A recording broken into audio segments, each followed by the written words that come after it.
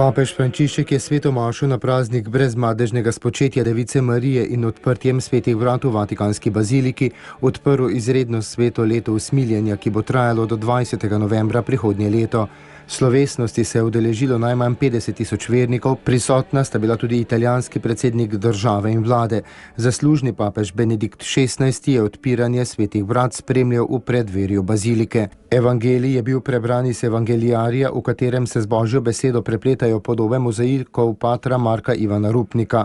Frančišek je v kratki pridigi poudaril, da dejanje odprtja svetih vrat usmiljenja v ospredje postavlja prvenstveno milosti.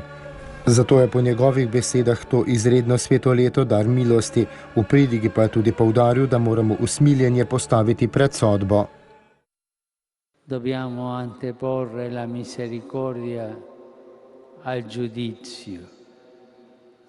E in ogni caso v vsakem primeru bo Božja sodba vedno v luči njegovega usmiljenja. Ko bomo šli skozi sveta vrata, naj torej začutimo, da smo soudeleženi v tej skrivnosti ljubezni in nežnosti. Opustimo vsako obliko strahu in bojazni, ker to ne pristoji tistemu, ki je ljubljen. Raje uživajmo veselje srečanja z milostjo, ki vse preobrazi.